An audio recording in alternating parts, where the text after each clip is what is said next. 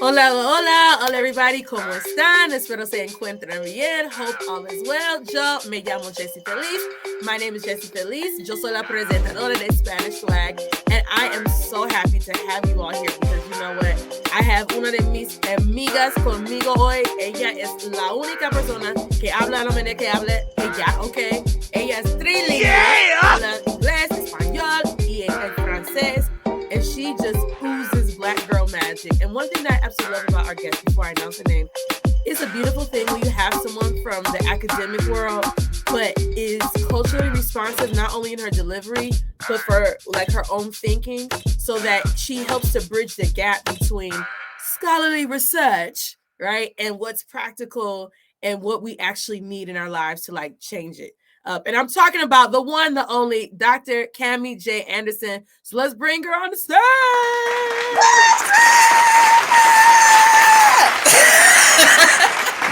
We are going to cut the fool. Okay. Right. And disclaimer, y'all, we were already having like a half an hour discussion beforehand. I had to like get my mind right before we talk about this. And she was just blessing me with her perspective. So I'm always so thankful. Bien agradecida por ti. Anytime I can learn from you and grow with you and dialogue with you. So thank you for taking this time to spend some time with me and with our audience. Clarísimo. Girl. Okay, so what we talking about today? Hay un dicho or una cita. It's really more like a quote, but it might be turning into a dicho, but I think it really was un dicho. Africano, originalmente. And we are talking about la frase muy popular de la nueva vicepresidenta Francia Márquez de Colombia, and it says, soy porque somos. I am because of we. I am because we are. And Dr. Cammie, go ahead and just break that down for us. I'm so excited. Y'all better be taking your notes. Get that lapicero and that papelito so you can learn something. Okay, necesitas tomar apuntes. Es muy importante porque hay historia que están por aquí. There's a lot of history that's in here, okay? You got that right. Okay, so soy porque somos. It transcends Francia, it transcends the US, it actually started with the Bantu people.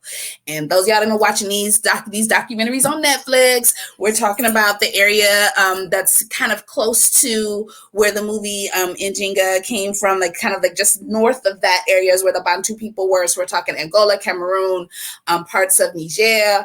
And so that little circle kind of in the middle, but closer to the west of Africa. And what the Bantu people believe in this thing called Intu. And Intu is like the life force. Just sidebar, a lot of this information I got from my Babalao in the Rites of Pastures group that I'm a part of in Atlanta. So a lot of this stuff is a part of oral tradition, oral histories in terms of how I'm getting it. So if there's anything that I missed because you know something, it's because how it was told to me was this way. All right, anyway. So Intu is the life force. And with Intu comes all of these other different parts. So you have Muntu, which is all of us, those beings that have intelligence, and the ways in which this I am because we are, this Ubuntu that comes from the Bantu people, because that's the actual word, Ubuntu. I am because we are. Ubuntu, you be you, into you. And if you look at even with the ethnic group, Bantu, NTU is at the end, Muntu, Ubuntu, Kintu, all of this, you have the NTU. The life force is a part of every single thing because the Bantu believe that everything has some sort of life force energy to it, even inanimate objects. They even have a word for, what is the word? Hold on. Let me check. Hantu. Hantu is because I have my notes, gotta make sure I'm giving y'all everything y'all need. But Hantu is those inanimate objects that also have how do you speak life into a book? Yeah. How do you speak life into a text? How does that text speak life into you? And that's something that, we get moved by books all the time, but that's what the Bantu would call that Hantu force that's coming through. Right? So when, so I get so inspired by hearing Francia say, soy porque somos all the time, because every time she does that, she's centering the African in Colombia. She's centering the African in her perspective. She's centering our history. She's centering our ancestry. Every single time she says it, she's reminding Colombia and the rest of the world, hey. Y todas las Américas y todo el mundo. Right. We was black. Somos negro primera. And then there we go. And then from there, all this other stuff came about. So the African does not leave. The African does not depart from us. Regardless of how detached we might think we might be from the continent, the African has not left us. When we find ourselves in these spaces, especially in these language spaces, where we're like, I don't sound like myself, that's that African in you. Talking about some, where's this? Where are you in the midst of this language? When your voice changes and doesn't quite sound like the voice you use in English in order to speak, which I'm a really like my whole language swag is no, the voice needs to be the same. So lo que dice en español, je que parle en français, what I say in English at all. La misma vibra, right? That's part of that life force too. Like, what's that essence? Right. What is it for you? That's because even like if you think in terms of like the musicality of our voices, when our tone changes, the energy changes. Yes. So if we change the tone of how we're speaking, then we're changing the tone of the energy that we're giving into the words that we're given. We don't want to do that. We wanted to transcend. But for me, when every time I hear her use that term, and I know because you were using it a lot during the symposium, I was like, yes, you better send to the African. Yes, get it. Yeah. But that really is what that is. And when we take the time to really think about the impact of that, whether the saying resonates with us or not, just the fact that you say, I am because we are, the fact that you say, soy porque somos, je suis parce que je somos, whatever, nous sommes, whatever that is, however, Ubuntu, all of that stuff resonates in a particular way, but it resonates to that African genetic memory that's sitting right on back in there. And it's something because if you look at it on a surface level, right? I'm thinking of like corporate America or just like in schools. There is no I in team, right? Mm-hmm. Which I mean, we teach it to the kids, like teamwork makes a dream work. Like it, right. But I still feel as if that is more so separate from my identity. It's more so my action, though, because teamwork is a group of collective individuals. But to say that I am that's my being. Because we are. That is like the very reason why I walk, speak, talk, and breathe is because you walk, speak, talk, and breathe. Let's go. That has a different intensity to it. It is because it separates it from like your action in isolation, like teamwork. We're a team. That's almost as if that's a role. It's a role. It's a role to be played. It's a needed role. We got to be team members. But imagine we could be members of like different type of teams, but that's not necessarily our identity. Some people are a part of teams, and those teams situation actually becomes their identity, right? But I love that soy porque somos. That soy is algo definido, no es condicional, no se cambia. It shouldn't change because it's parte de quién eres tú. Porque el verbo ser es permanente. Yes, I love it. No es estoy porque estamos. Hey, that's what definite things. It's not conditional things. Definite things. I love that. I love it. This is not a role. Because even think about como mujeres. So we always hear, or teachers, we have so many different roles to play. And that's true. Like, we're advisors, we're teachers, we're preachers, we nurses. But I think even with that, though, even by just like there's like this whole semantic thing, the communicology is about to come out. So hold on. But even with the use of the word role, still infers detachment. Yes. That just doesn't happen. We don't as much as we try to take our teacher hat off or to take our parent hat off when we enter into these different spaces, it doesn't work. If my kids are out of town and I'm in a store and I see a kid popping up, that mama pop,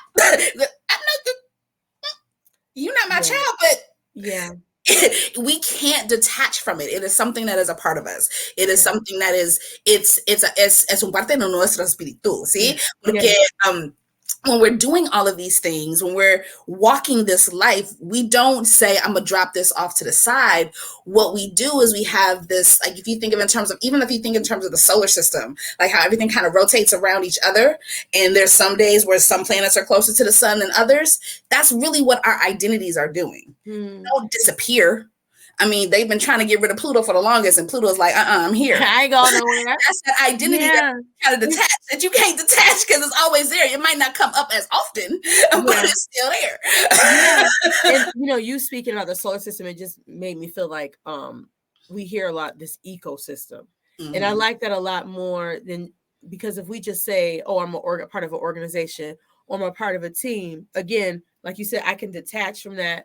I can turn that on and off as needed, or be more into it or less into it. You can't do that with an ecosystem. No, you can't, because it's contingent. Everyone plays a role. Like everybody, like right now, it's that time of year where everybody's like, oh, we're trying to do this in order to get the bees to come back, because they realize, oh shoot, we can't be killing all these bees. We need them.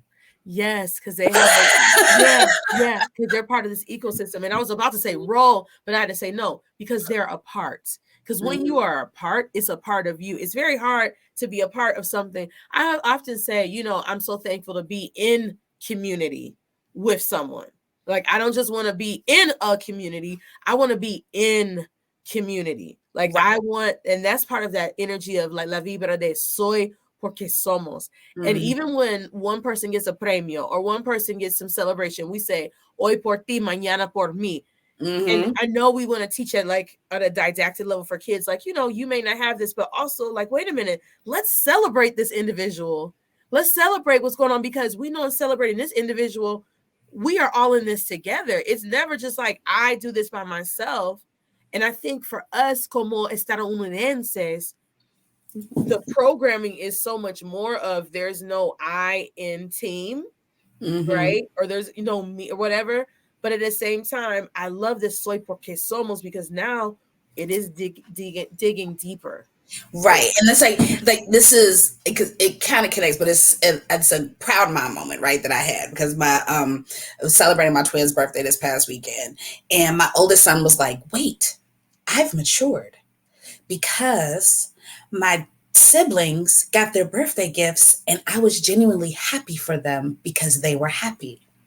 Yes, but that's what that is. It's that understanding that as a part of community, there's a level of reciprocidad that is going to happen, that it's not going to be equal. It's not going to be right immediately after. It's going to come when it comes, but you have the expectation of my time will come. And in community, when you're soy porque somos, there's less competition, because there's this ability to understand that her light is shining because it needs to shine in this moment. It might be mine, or it might be hers, or it might be his that needs to shine next, because that's what the community needs right now.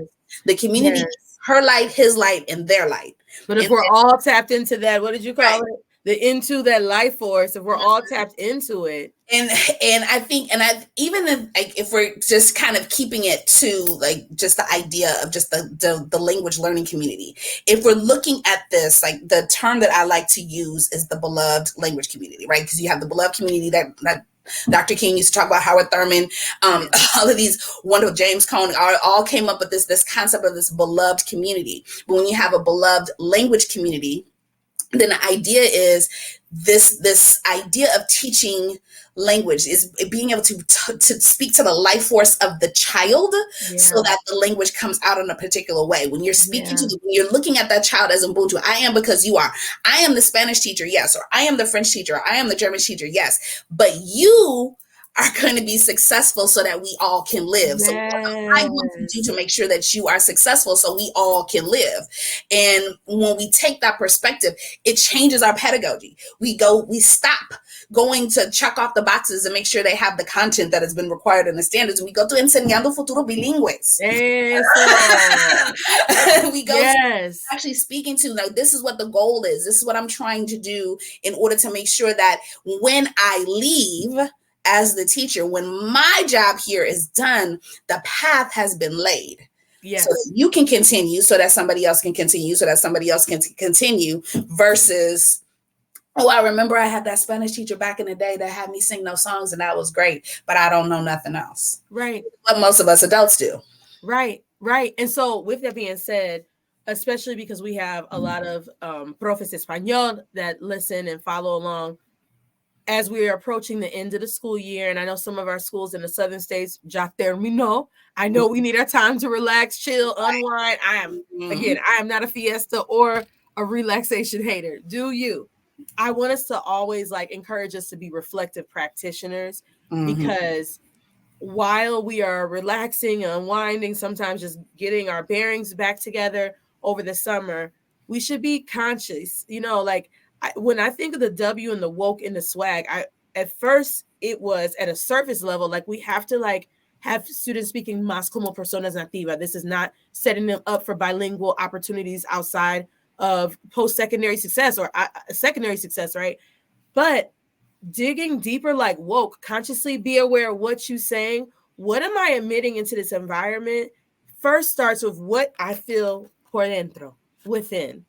When I say that soy porque somos, am I isolating myself from the children? Am I extracting myself from the equation of what's happening within the four walls, whether virtual, hybrid, or in person? Because if I'm doing that, then I am definitely not embracing soy porque somos, let alone talking about cultural responsiveness, right? Right. It's not, you can only be responsive if you are really connected, if you are a part. And when we talk about undesired behaviors in classrooms or this, that, and classroom management, why in the world do we think that a child is going to be connected to you if you are not connected to the child? And that's the thing, like even going back to how we started this whole thing, like when we're talking about the idea of into and how you're able to shift a life force, only the Muntu, only those who have intelligence as a part of their being can shift the into, good or bad.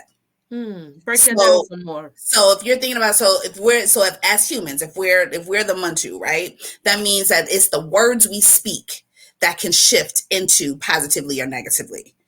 And if we are making the conscious choice to speak positively, and we're using the conscious choice to make sure that our words in whatever language we use are being spoken, if we're speaking life into the children every single day, this isn't just, oh, you did such a good job, oh, you're an awesome person. Those are great, but there are other things that you have to do. Like, and this does take a level of, like, it's difficult to be agnostic with this though. Yeah. Because you have to be able to speak to their spirit in order for them to be able to know what's going on. And this is not to say that you can't, but there's going to be a level of work that's going to have to come with that in order for you to genuinely speak into their spirit. And a level of trust. But you have to be willing to do that every day. You have to be willing to dig deeper. You have to see that child that is misbehaving in your classroom, and you have to be able to find their spirit and speak life into it so that you can shift the behavior. It's not the consequences that shift the behavior. I'm telling y'all,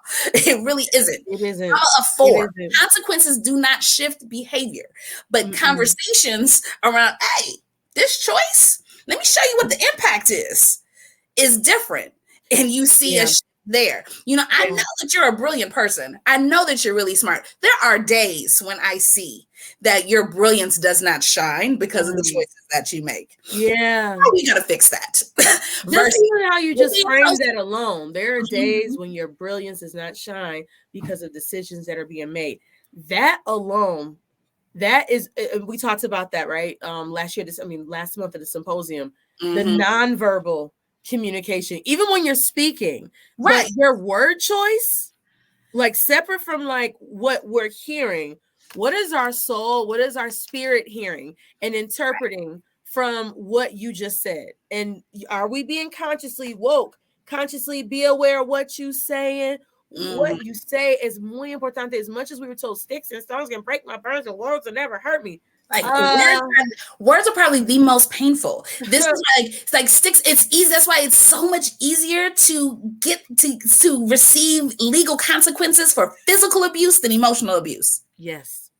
Because we're looking at something tangible. Because you can see the evidence on the person. But when the words are spoken, that's something that you can't see because it's the spirit inside that's dying. Yes. Which then can impact everything else. Everything else. Including in our classrooms. Right, because everything else, and we have to be, because even with what you were talking about in terms of nonverbal things, like even tonality, like when we're talking to our students, or our students are in class and we're engaging with them in this, that, and the other, you have the bright student that says, "Oh, Dr. Anderson, Dr. Anderson, yes, Susie, how can I help you?" Versus, "Dr. Anderson, I got a question." What is it, Khalil?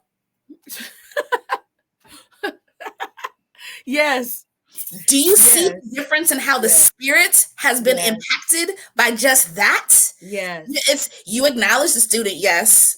You're willing to help them, yes. But that tonality also is a part of that life force that you're giving that child. And you really have to think about that. This is not to say you be disingenuous with your joy for all children, but you do have to make sure that you are aware of everything, not just how you're saying it. "I'll be there to help you in a second" versus "I'll be one moment." All of that can be said with different tones that can have a different impact on folks. And if you have to go back and correct the tone, do so. Like there are times like I'm like, "What are you doing? What are you doing right now? Like, why are we acting like this?" And then come back, "Okay, look, I was reactionary, my bad, but I love you, and you gonna do this thing here." And I want to make sure that that's clear, and I want to make sure that that life force is still like, you don't want to ever make any child feel diminished. And a lot of times, and this is speaking very clearly to those teachers who find themselves in urban school settings, who also have this either consciously performed or unconsciously performed fear and intimidation of their students. You've got to be really, really, really, really careful of the tone that comes with your voice. Yes. Because again, I always got a reference to some song when Jadakiss said, "He's real, she's not. She's real, but he's not. Wait a minute, if you real and you know it, clap your hands." Kids can detect phony, fraud. Listen, they're not being genuine better than adults. We're looking up here like, "I thought she was my friend and my colleague." Has been calibrated to the heavens. They are so aware. Quick contito. And I know we all have different situations. I can't even give all the context. However, I will say there's an educator that I know who was heavily frustrated because of what was happening in the classroom. That happens to us all. Like, there's anyone like, "Oh no, I'm so woke in the classroom." No, get out of here. Yes. Life is life. Life be life, right? You lie, because everybody's personality changes. And we're all human, right? So we all, like, todos somos iguales, right? Like, we all are going through life separate from what, not saying we take on and off the role of being a teacher. However, we still have things personally that may impact us as well. So I'm not taking away from that. And I'm also not taking away from historical current injustices or some of the good and bad and ugly with administrations locally. I'm not taking away from that.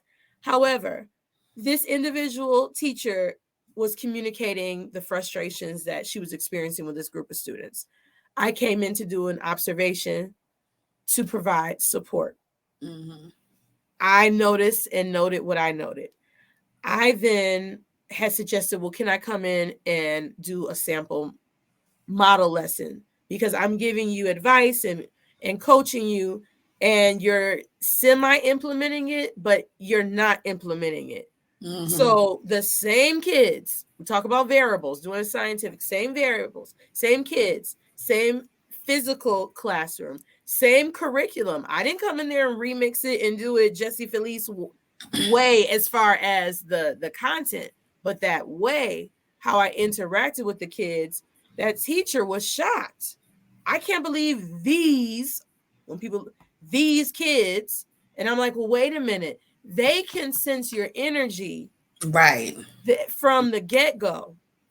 And even by saying these kids, that is extracting you. That's definitely not soy porque somos.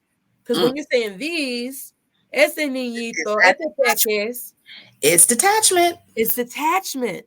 And I almost feel like it's easier to detach and point the finger than to actually reflect from within, because you have to reflect from within your four walls, but even deeper from within your own cuerpo, like within. So this is the thing, and this is the thing that's hard. And I'm gonna, like, this might be trigger warning, because I'm gonna help us revisit some things.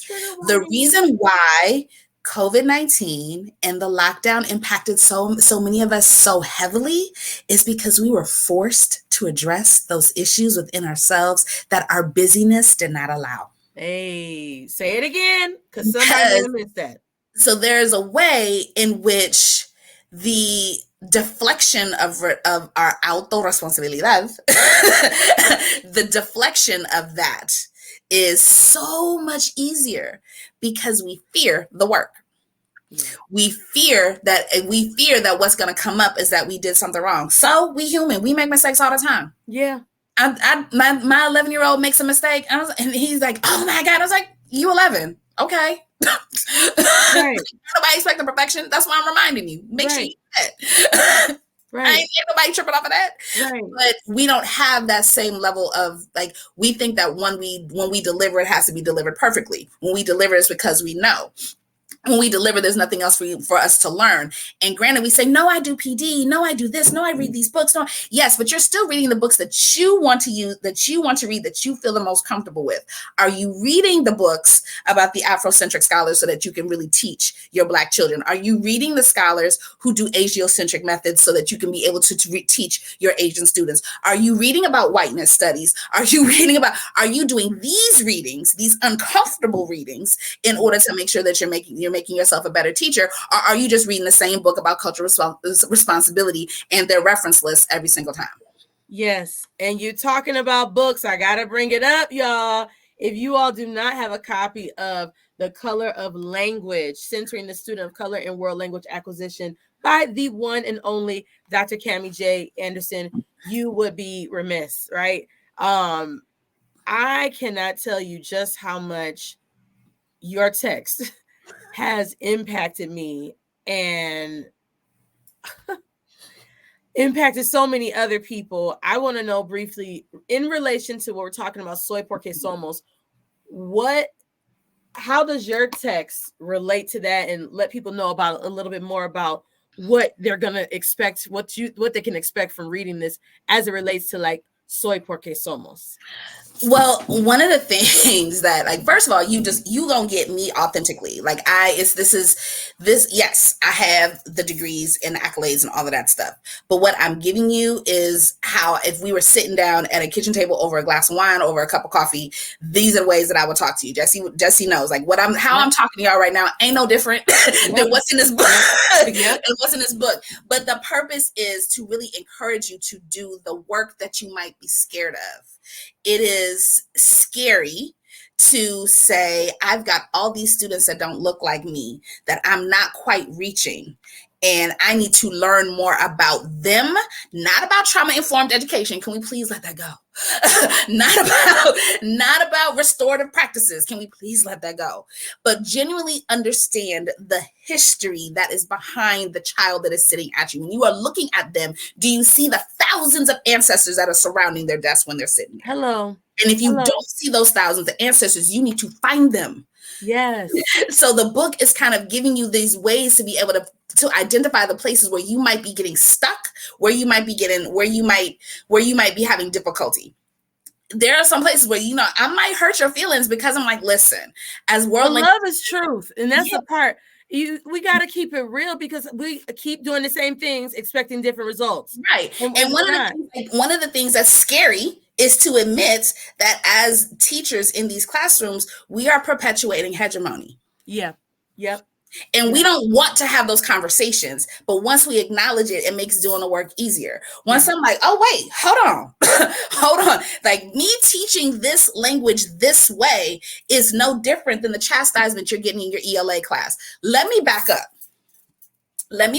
because I don't want you to have disdain for this language or to do things that are going for the language learning process. Because the language learning because really is funny, but contrary to what we might believe, we are not teaching them the language learning process. They already have that.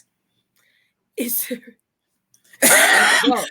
already within us. We have the capacity to learn every single. We're not teaching the language learning process. If that's what you think you're doing in the classroom, let me stop you there. Because that's not what you're doing. That's not what you're doing. You are giving them another language to apply to the process they already have. There we go. There we go. So, and in doing that, you have to know about them in order to be able to do that. You have to be able to, if you are correcting their English in your French class, then you need to stop yourself, because the English is how they're processing your language. Yeah. So however they're saying it, what if they come in here talking about, he always be doing that? Yep. And you about to teach what that means in French. Hello. Yes, because there's show enough is a way to say that colloquially, informally, formally, or whichever way, and educate them the variety of ways to express that same sentiment. But then that means then that you have to then admit that there are grammar rules and structures to the ways in which they speak, because they're not just throwing B out anywhere. That is equally a part of the vernacular. I gotta read this quote for everybody, because they gotta know what to expect. In la página 15 on page 15, because this is right. I love this right here. Dr. Cami asks readers this question: are you edifying the power already in your students, or are you destroying it to replace it with yo stuff like a conquistador? Mm-hmm. Y'all, when we talk about humanizing the language learning experience, right? So while we talk about the second language acquisition, but we're in this era where it's like, wait a minute, what is the experience that my human students are engaging in or disengaging in when they enter my classroom, when they enter my presence? Mm-hmm. Because it really is an experience. When we talk about all the apps that we're in now, there are people that are non-tech, non-coding people that are employed just on UX, user experience. What will users experience engaging with this form of technology? It's a whole major at the university I used to teach out in Georgia. That's a whole degree in user experience. Technology and the business sector, they're all into learning about cultural responsiveness. They want to know about the generation. They want to know about what algorithm aligns with this culture versus that, this personal identity. They want to know all about those things so they can get a better product and ultimately get more likes, sales, whatever it is. So even why are we not doing the same? Detached, because you're looking at one group as if it's not connected to 1,000 others. Like, how do you look at what are we in right now? Alphas are the baby, elementary, and Gen Zs are 8th grade and college. Okay, so let's say Gen Zs. That's the one that was getting ready to come out my mouth anyway. You can't look at Gen Z with not really truly understanding their parents, Gen X. Of course. And I'm sorry, but Gen X, we was gangster. If you don't know the gangster of a Gen X, but you trying to teach their kids, let me tell you who's gonna show up at that school.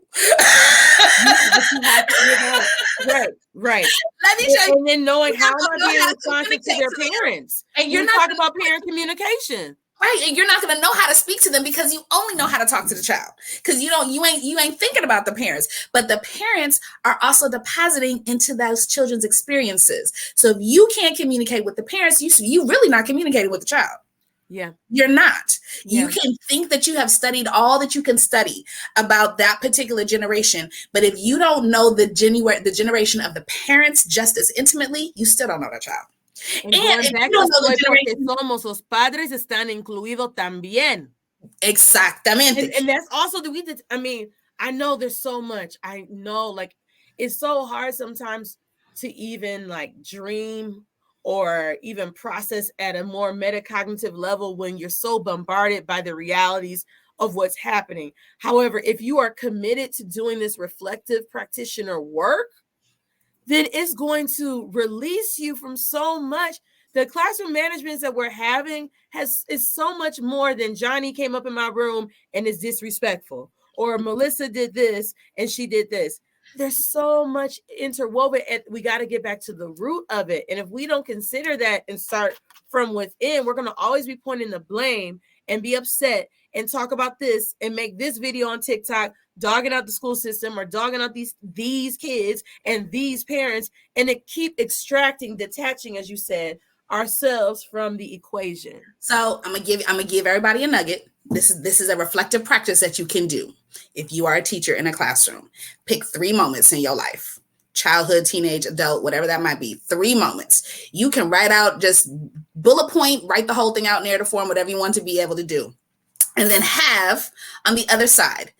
Is it possible that my students' parents had this same experience? Yes or no? Mm. If the answer is no, you have work to do. Yeah. Yeah. Yeah.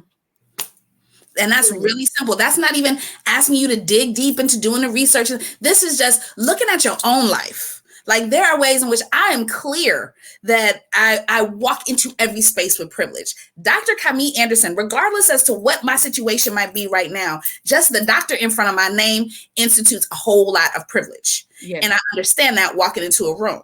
Yes. So that means that even if I'm talking to a whole bunch of people that look like me, if they are not also Dr. somebody, Yeah. there are experiences that we do not share. Yes. So, and I have to acknowledge that when I'm talking to them. So I can't just come up, which is partly why I wrote the book the way I wrote it.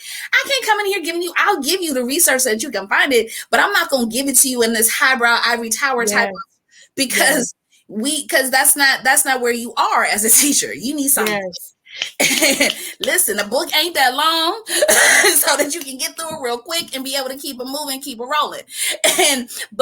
But it's important to be able to understand your position in relation to everybody else. If you don't do anything else this summer, reflect on your position in relation to everybody else. Look at colleagues. Do you and your colleagues have the same experience? Because if not, that can speak to why the classroom management looks different. Yeah. Look at your administrators. Do you and your administrators have the same experiences? I'm not just saying, oh, we all went to college. No, I really want you to pick those 3 moments. Like, if I were to just randomly select something that happened to me when I was 8, something that happened to me when I was 16, something that happened to me when I was 25. And what was happening with me at that time? And can I say that what I did at 8 years old is the same thing that you did at 8 years old? No, it more than likely is not. Yeah. There are different types of experiences that we had at that age. Some people lost parents. Some people only have one. Some people have both. Some people. And honestly, that part, what you're saying, is muy importante, because again, going back to this humanizing, we have to say it because we're not always doing it, but humanizing is, I love that you said reflect on your position in relation to everyone else, and then also going back in time along your own trajectory and because we need to increase a little bit more of the compassion. Right. I mean, it does not, and I feel like I always have to say this disclaimer, it does not take away from A, B, C, D, and E of what's happening outside, fuera de tu control, right? However, if we do not pause for the cause and reflect first within, but not just selfishly, like consider then of another child.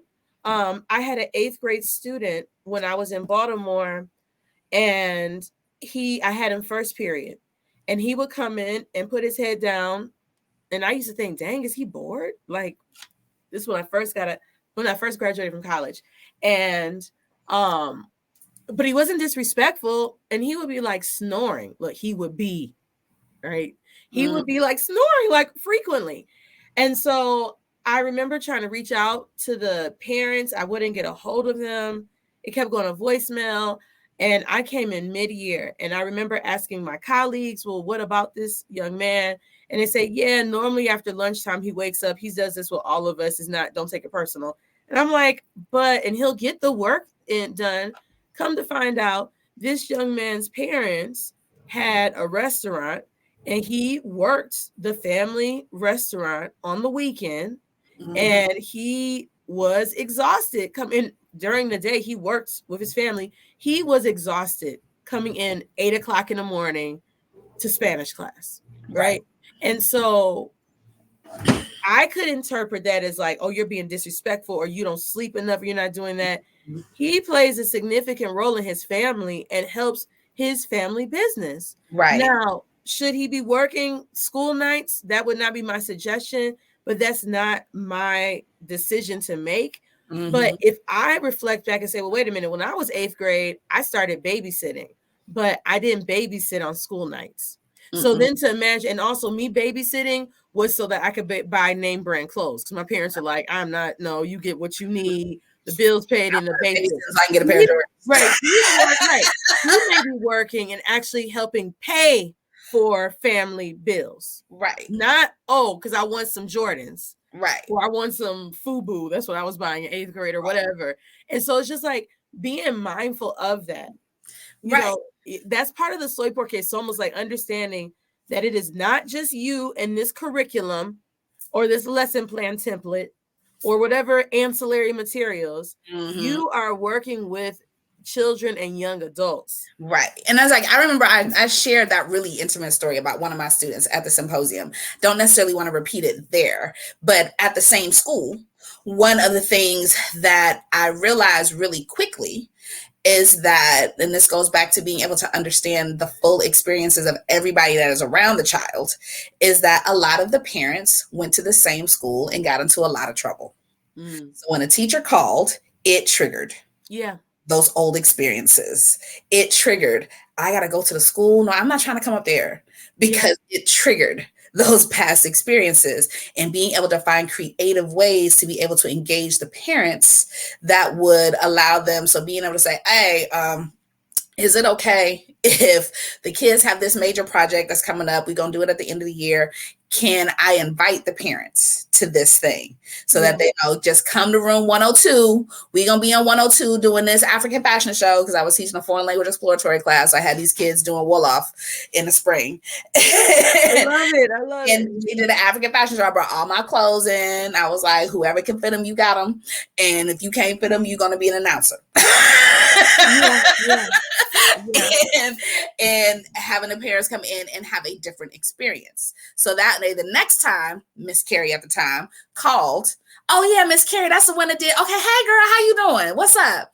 Let me talk to you about your son. Oh man, what he do? Okay, I got you. I talked to him. Totally different, because I changed their experience with the building. Yes. In order to make sure that I was able to engage with them in a way that was going to be impactful, that was going to benefit the community, the village that is Gardner's child. Because we are, as teachers, we're a part of their village. We are their community. Yes. And we are not detached from that. Yes. Whatever you tell them during the day, they are taken home, whether they tell it to their parents or not. Yes. Yes. So that's why it's really important to really watch the words you say in all languages. Please stop using these little racially charged epithets in these different languages, thinking that you're doing something cariñoso, because it's not. You are still instilling that same type of stuff. Stop doing it. Stop calling these children prietas, and stop it. Don't do that. Don't do that, because you are still speaking, because that's still a way of speaking life into them. Yes, or the opposite. Right. Like I do call my children little Africans, because I'm reminding them, like, all right, little Africans, let's go. Because I'm reminding you, that's where your history is. It's not because I'm trying to make them feel bad. It's not because I want them to feel, no, let me remind you, even just in casual speak, that this is just what we do over here. This is what we do. We are African unapologetically. Little Africans, let's go. Little Africans, come eat. Little Africans, go take a bath, y'all stink. It comes just because it's a constant reminder, but it's speaking that reminder into them each and every time. That life force, that So that's another sidebar of, like, really, please be careful. Like, don't, just be because there are some, like, there's like, because we were talking about that book about anti-Black in Latin America, right? But even with the ways in which she refused to use the N-word, but she used every single negative Black reference in Spanish in that book, and that was so problematic for me. Like, but they're all wrong. So why? Okay. Yeah. It really is part of the humanizing experience, is to increase the mindfulness and to genuinely do it. Practice is not about perfection, but it does yield permanence. So what are you permanently etching in the spirit, in the mind, in the confidence, in the environment of your classroom with your children? They're not just your students. They literally are your children. My good friend, Tanya Blue, she's a professor at Towson University, and we used to teach together in Baltimore. She wrote a book years ago called I Am the Children I Teach. And I love this text and that title alone. And on the book cover is her face, but like in the eye, you can see like the children and herself as a child, and also the opposite, reflecting the población de chiquitos enfrente de ella. And it's just like, when you say that, there's no detachment. because it's so much more. And then you can even look back, if we step aside from all this, that, and the third, and our emotions, you can see yourself reflected. And if not yourself, you can think of another person. So even like when you say reflecting on like where you were when you were 5, 15, and 25 and so forth, also consider other people in your life and their experiences, because we also vicariously learned from other people's experiences, from our peers, and think about, wait a minute, that should increase more empathy. That empathy does not mean I lower expectations at all. But empathy does have a lot to do with that life force and what's being cultivated. And so that you can really embrace this soy porque somos, but then also in the cultivation, your children in your classroom will embrace that. Right. And that's the joy factor. Right. And if we think about it, like the analogy that I have is like, if we look at life as a big old airport and all of the people that are coming in, everybody's coming in with a different suitcase. You don't know what's in it. Yeah. You don't know how heavy it is. You only know what you see. Yes. If it's got rollers on it, it's easy. If the wheel is broken, you might be able to see it. But you have all of these people that are bringing all of this baggage into the very spot that you're in. And you might encounter most of them. You might encounter only a couple of them, but you still see evidence of the baggage. There are some people who are fine to give their baggage to the checkout counter. They can check it and walk away and be free and let their baggage go. There are others who are like, I'm not letting go of my suitcase. Bag lady, you gonna miss your bus. All of that is really what we're dealing with. And those babies have it too. Those babies got suitcases too. And we gotta stop acting like these kids ain't coming with nothing.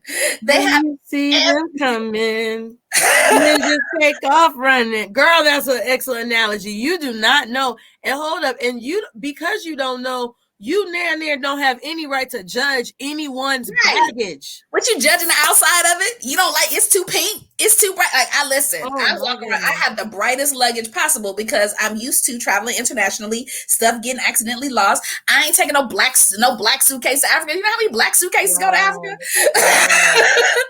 And just that concept of you traveling internationally versus someone that's traveling domestically versus someone who's at the first time ever traveling ever in their life. And that's a really good analogy with the baggage, right? Some people can have a carry-on, some people might just have a backpack. I remember when my daughter, some people are able to get the bell cap to help them with their luggage, so somebody else is pushing their baggage for them. Some people supposed to walk right past a woman with child, stroller, multiple bags, and not even assist. I was at Mama with my daughter traveling from Costa Rica to Texas and back and forth to visit my sister and doing it solo, and folks just looking. So then you may even have some kids that do have physical or whatever representation of baggage, and you're just looking. Are you actually offering to provide support?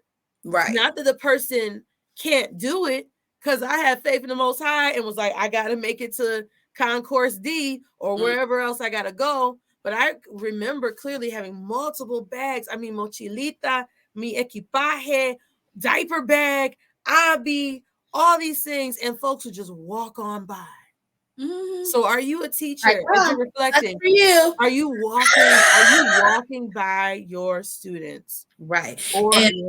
Which is really important, which is one of the things that I really try to push on in the book too, is there are many times where even if we think we have the most genuine of intentions, we're usually walking by our students of color.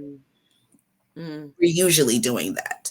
And because that's the hype in America, and that's the colonizer stuff that's programmed. Right. You don't even recognize it. And hold up, let me just say this too. This is not saying only for white teachers. Mm-mm. Like we gotta, because sometimes I think we hear cultural responsiveness and we feel like, oh, I'm black, then that means I'm good. We're not saying that either. Because it goes back to, like, again, what I was that example. Like, I know when I walk into a room, I got all types of privilege. When you walk into your classroom, are you assuming that you have privilege? Because just the fact that you have a degree to be able to teach, those kids don't. So there are experiences that you have that they don't. You understand college and what's to be expected. They don't. So it looks like you're being extra hard on them because they don't know what to expect in college. Yeah. So how are you bridging that gap when you're like, no, you need to be able to write this. No, you got to be able to read this. No, you got to be able to do this. Are you explaining to them why? Because this is experience that they don't have. You have the undergrad memories. They don't. Yeah. Yeah, you're absolutely right. Dr. Cami, please tell us how we can follow you online and your website. Put us up on some knowledge. Because look, y'all, we could be here like todo el día, y la tarde, y la noche. Because every time my skill is filled, but we gotta I gotta go get little man. We gotta get stuff going on. So please tell us what's your handle on social media as well as your sitio web. So all things bilingual brown babies, that's IG, that is on Facebook. My web address is bilingualbrownbabies.net, and you can find me. I'm not as active on Twitter, but Bilingualitos is also another place where you can find me on Twitter as well. I'm more active under another handle there, but sometimes I'll tag myself. But IG and Facebook for sure, you can find me under Bilingual Brown Babies. And where can we get this awesome text? You can get that book on Amazon. Hey. You can buy it from Barnes & Noble. You can also get it from Peter Lang Publishers directly. Hey. It's entirely up to you. If you want me to send you something signed, let me know. I'll get the book for you and send it to you. But you got to let me know. Let me know. I ain't gonna hit that next note because then it's more. And Ronald Isley just come up. You just said you got to know the generation beforehand. I know everybody fell in love with Leah, rest in peace, queen. But Brother Isley, listen now. I like to go back right now. Sometimes I want to hear Brother Isley sing it, then Queen Aaliyah. You are, in all seriousness, again, it's summertime. I'm telling you, I got a song for everything. Summer. Enjoy your summer. Take your time. Rest. But please reflect from within. You will not be able to eliminate. It's not about perfection. Oh, I have this perfect classroom. Everyone sits down like robots. No, this is not AI. This is humans. Okay. And there are children that sit before you, young adults before you, but there are their antepasados that sit before you as well. And culture is shared. Culture is more than hip hop and collard greens and macaronis and tamales. Culture is conversation. Culture is things that are shared and passed down, perspectives and shared experiences. So embrace this concept of soy porque somos. Be mindful that you play an active role in the energy that is being cultivated in your classroom. You cannot, as Dr. Cami said, detach. You cannot extract yourself de lo que está pasando en su aula. Like that, you got to come back to reality for that. So any final words, Dr. Cami, you want to share? So thankful for your time. I will say, because we are going into the summer and people want to be able to rest in this, that, and the other. And that is important. That is absolutely important to be able to rejuvenate. But you also have to be able to be ready so you can stay ready. Hey. And that means that you got to be able to get those pensamientos together. You have to those reflexiones, todo eso. And you do have to take that time to do, I'll call it spirit work with myself. So you need to find some day where you're just like, I'm just going to work with my spirit and see what my spirit is telling me. Because if you can't walk into your classroom on that first day of school next fall and see the thousands of spirits that are present in that room with those 30, 40, 21, 15 kids, if you don't see the thousands of others with them. And that rich cultural capital that they bring, that your babies bring, please best believe it's so rich. It is so rich. And if you don't tap into that, you're missing opportunities to connect with your children. Not only are you missing opportunities to connect, but it goes back to that idea of the deposits. You missing some of their funds. Yeah. You're missing some of their funds, and that you can't shortchange your child in your classroom. And if you don't see those thousands of people and addressing those thousands of others that came before them, you are shortchanging your child in that classroom. And if you're not real sure how to do that, you got a book that can help you. You got a book that can help you, but you also have resources that you can tap into to be able to help you to get there. I encourage you to look for them. You've got time. So a PD don't start till July. Yes. You got time. Yes. And we're not going to give all the todos los detalles, but in the fall, Dr. Cami and I will be revealing a special, awesome way for people to tap in and to support you as a reflective practitioner rooted in cultural responsiveness to help you along the way during the school year and beyond. So And you have to be ready for that. So you better get your work done because you have to be ready. You can't come not ready for that. You gotta dig deeper if you want to reach further, period. And you gotta do it primeramente on the inside, right? So gracias a ti, mi amorcita. I'm so thankful as always to connect with you, to learn, laugh, and grow with you. And I'm just so thankful, bien agradecida. And I cannot wait for us to drop some more stuff. It's coming. I was so thankful that you were able to attend Spanish Swag 23. We did it virtually el año pasado, but this year we were in the D in persona. Next year we're going to be in Baltimore. Baltimore. We get a hot dog with salt, pepper, and relish. Salt, pepper, ketchup. You order French fries and say you want salt, pepper, and ketchup, and I'm like, okay, I'm thinking on the side. They put it on the fries. Oh my God. Yes. Okay. Te quiero muchísimo. A ustedes os quiero muchísimo. And we'll see you soon. Ciao.